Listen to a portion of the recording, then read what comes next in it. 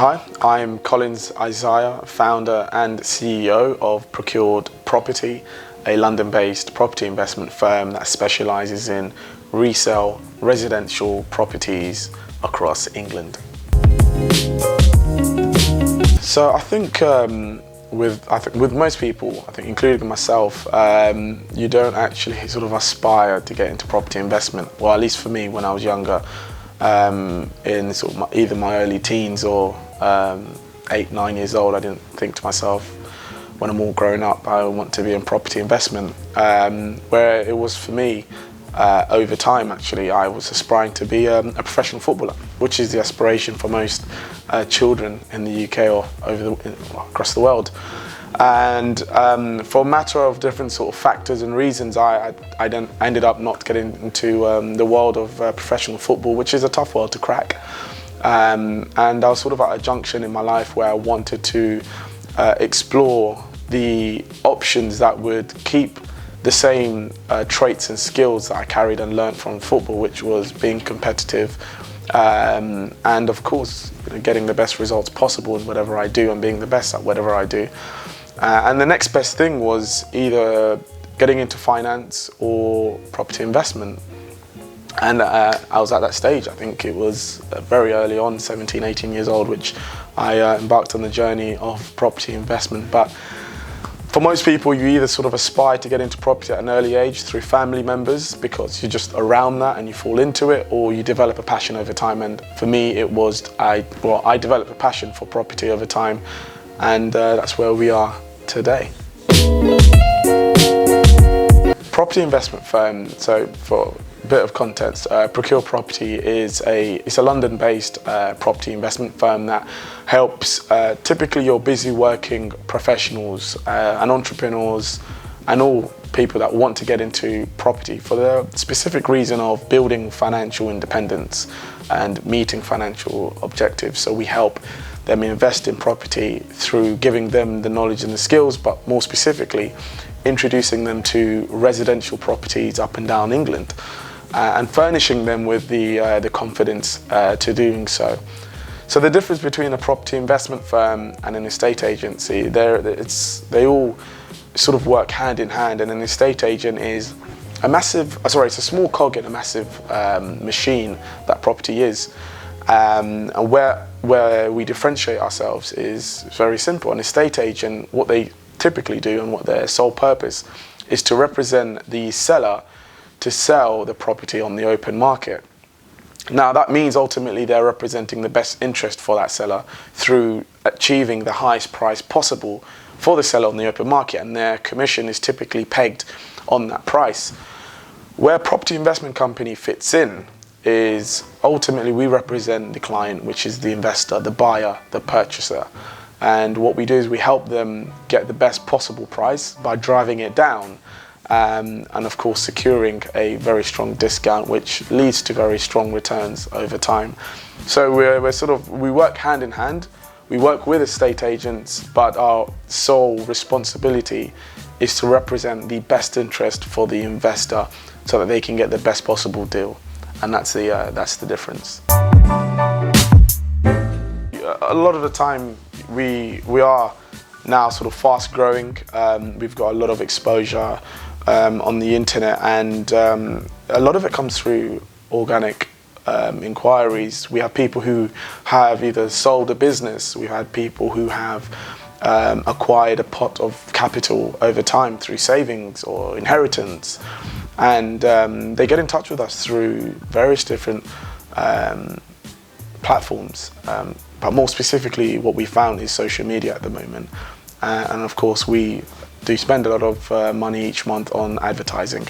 So most people come to us with a specific financial objective that they want to achieve through property, and we simply ascertain what that is and help them achieve that. It's really interesting. So my background has been in investments, property investment, financial services, and I got started in it at a very young age.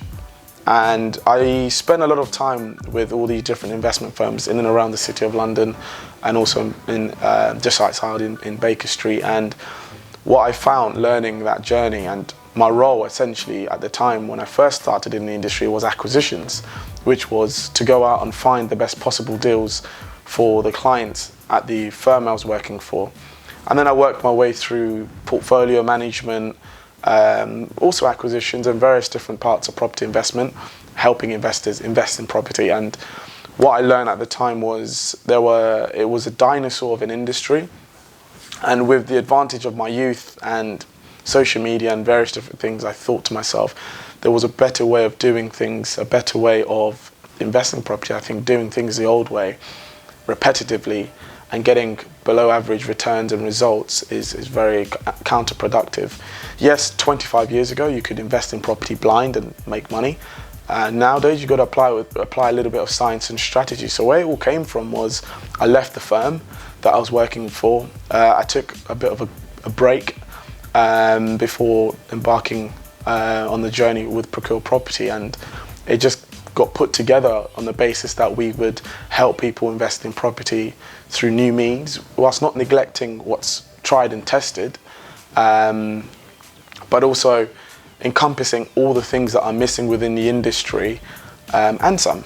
So that's really sort of where it all began, and we started to pick up very, very fast. I think the market reacted to us in a very positive way, and from there we've gone from strength to strength. We're nowhere near where we want to be, but we're definitely grateful where we are. Do I think we would ever get to this stage? Absolutely. I think any entrepreneur who has the intention of setting up and growing a business wants to get it to scale it up to as big as it can be and meet its potential. I definitely feel like we are nowhere near where we need to be in terms of client obsession. Our main philosophy and mantra is to help clients invest with confidence and engineer their futures. So every single day we spend a lot of time and resources on research and development. How can we get access to the best possible opportunities? What are the most effective ways to get the best opportunities? How can we make the client journey as seamless as possible? As everyone knows, buying a property is the most difficult transaction. There are so many moving parts. At any stage the deal can fall through, and so we focus a lot on ensuring that process is as seamless as possible. But did I think we'd get to this stage? Absolutely.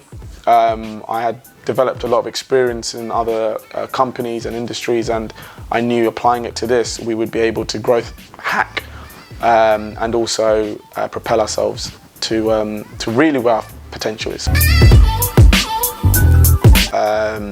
Going back to potential, living up to or getting as close to our full potential. What motivates me nowadays is the growth of the staff, the team, the portfolio managers, the marketing department, sales and progression, acquisitions, operations. Seeing the growth of the team really motivates me, but more specifically the satisfaction from clients.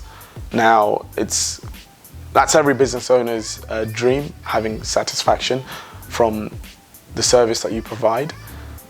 So that's really what motivates me nowadays. It's not anything sort of specifically personally, it's more other people. That's what motivates me. How can I over-deliver on things that we promise and help people grow as individuals?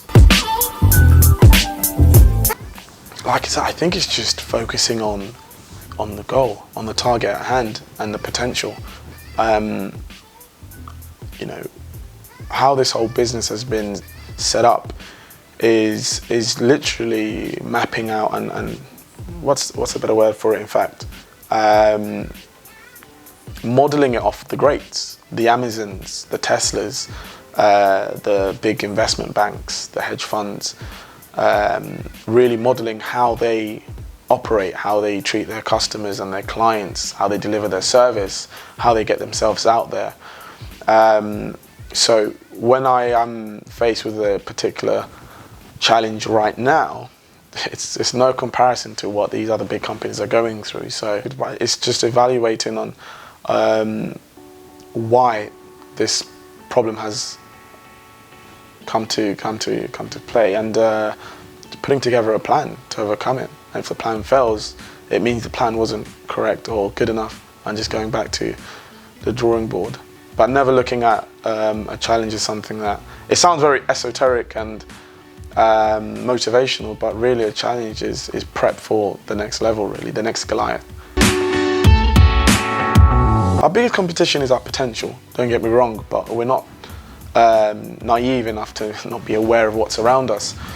Where we keep ahead of our competition is just delivering more and more value, more and more free content, information, transparency, and investing more on how do we look after our existing clients than how do we focus on getting new clients in. That's where a lot of businesses not necessarily fail, but they lose sight of the clients that they've got at the moment. And what that means is that, you know, one thing we say is it's a privilege to actually work with clients and help them invest in property as opposed to our right. So if we're not taking care of our existing clients, we've got no right to be asking for or looking for new clients. So how we stay ahead of our competitors, yes, there's other sort of business strategy, marketing strategy that we deploy every single day, but more specifically is looking after our existing clients and making sure that they are more than satisfied with our service. So I think the biggest achievement really is the Procured brand. I can't shy away from that. I've had other sort of achievements personally, but really it's the Procured brand and how proud I am to where it's at the moment, and of course where it's going to go. And the amount of clients we've had, you know, satisfied with our service. They come back to us with how things have gone post property transaction, who I've become. Definitely I do invest a lot in personal development. One thing that comes to mind is, I think, the footballing days, playing at Emirates. It was quite cool. I've had various different experiences. First things first, you know, I usually just take time out of the equation. So what I want to do is really just put together as much data as possible that's relevant to the decision I need to make at hand.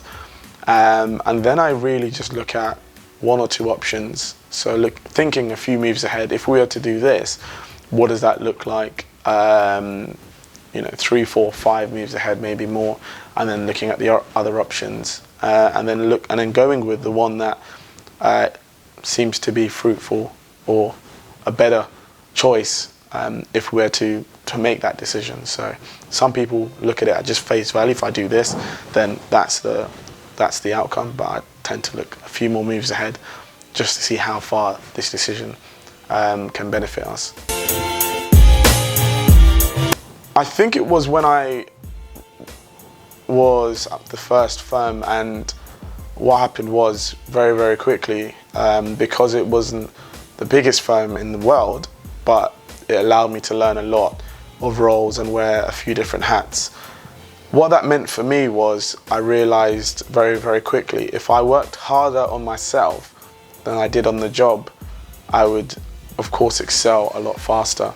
Invest in myself and everything else will take care of itself. So the next move really is bettering, because like I said, we focus on just client obsession. So how can we deliver our service faster? How can we deliver it seamlessly? How can we improve it? How can we make it cheaper? How can we just make it more profitable for our clients? How can we get the best opportunities? How can we agree the best deals faster for them? How do we make our service and message clearer and more receptive to the marketplace? So our next move is scaling this up to the point where I think lots of people are privy to this. We are comfortably the leading company for resale properties in England. So buy-to-let residential resale properties. And then what's next after that, you'll have to find out when it's ready.